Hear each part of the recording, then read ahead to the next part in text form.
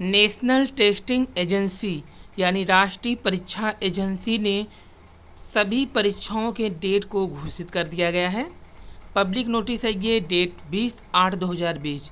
उच्चतर शिक्षा विभाग, शिक्षा मंत्रालय भारत सरकार के तहत, जो कि एक स्वायत्त संस्था है जो कि देश भर में सभी एग्जाम को कराता है, उच्चतर शिक्षा संबंधित और एंट्रेंस एग्जाम संबंधित।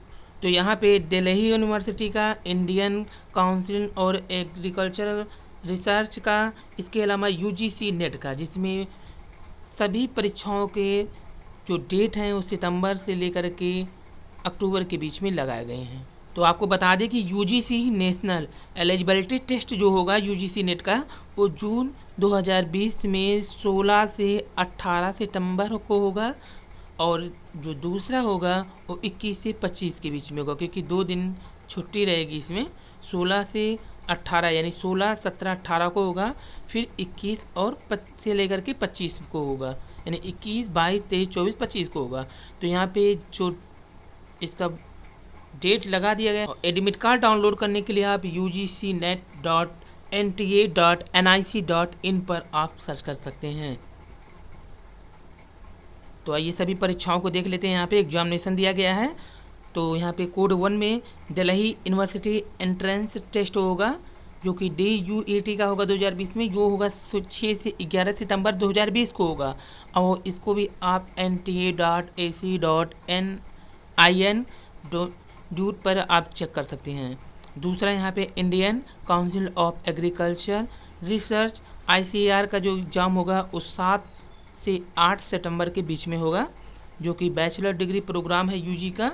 उसके बाद तीसरा है Indira Gandhi national open university यानी इग्नू का जो होगा वो 15 सितंबर 2020 को होगा।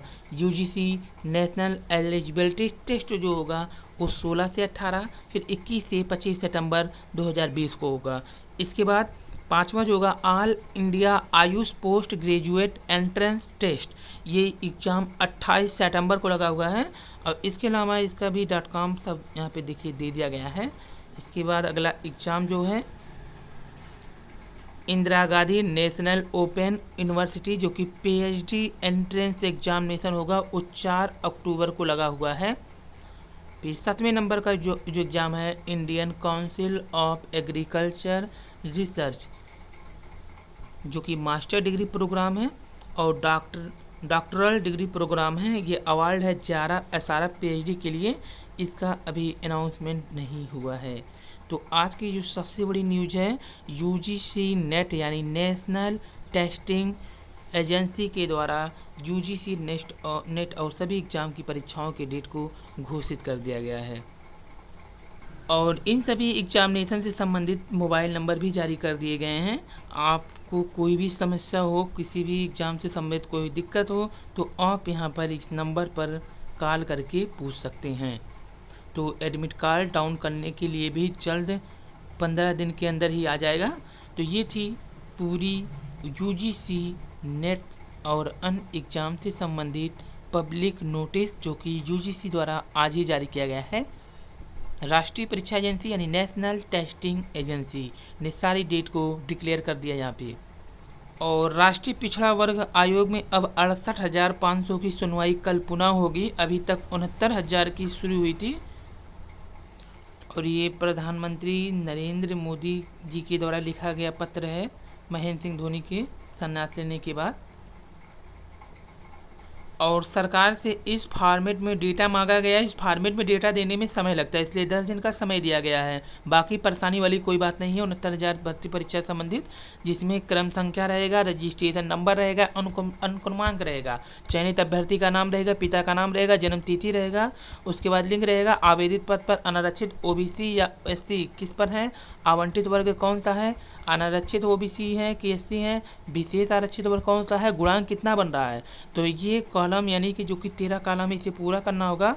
इसके बाद उन्हें यह बताना होगा अनारक्षित में कौन है, भूतपूर्व में है कि स्वतंत्रता सेनानी में है, जो कि आश्रित है, कि दृष्टिबाधित है, या श्रवण ह्रास है, या चलन क्रिया है। फिर अन्य पिछड़ा वर्ग में कौन से है, यानी यहाँ पर विकलांग कोटा का भी टोटल डाटा, और SC ABC OBC और जनरल का तथा किस पद पे चयन हुआ, ये पूरी डाटा आयोग ने मांगा है, इसे पीएनपी को देना होगा। कल पीएनपी ने कह दिया हमारे पास कोई डाटा नहीं है, सिर्फ हम जो काउंसलिंग लेटर है वही इसको थमा रहे थे, उसे नहीं माना गया।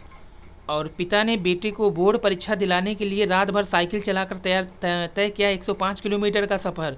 बेटे को अफसर बनाने का सपना, मनावर से पहुंचा धार, कोरोना के कारण नहीं मिला वाहन।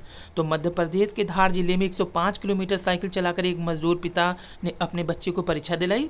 दरअसल प्रदेश में रुक जाना नहीं अभियान के तहत 10वीं और 12वीं परीक्षा में असफल छात्रों को एक और मौका दिया जा रहा है। इसी सिलसिले में मंगलवार को गणित का पेपर था।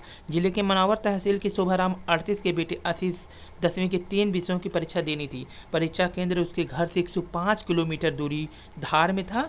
कोरोना महामारी के चलते बसें बंद होने की वजह से शोभाराम जी को अपने बेटे को लेकर के रात 12 बजे ही साइकिल से निकलना पड़ा। धार में ठहरने की व्यवस्था न होने से उन्होंने 3 दिन का खाने का सामान भी रख लिया। वे भोर में 4 बजे मांडू के रास्ते से निकलकर मंगलवार सुबह 7:45 बजे केंद्र पहुंच गए थे। अब बुधवार को सामाजिक विज्ञान का पेपर देने के बाद बृहस्पतिवार को अंग्रेजी का पेपर है। तब तक दोनों पिता और पुत्र परीक्षा पूरी होने तक वहीं रुकेंगे।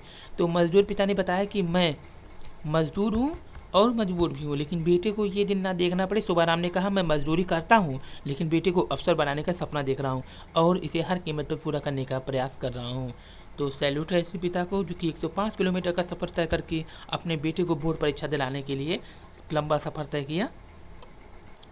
और यूपी पुलिस में दरोगा के 9,534 पदों पर सीधी भर्ती होगी। डाटा तैयार है, जल्दी आ सकती है विज्ञापन।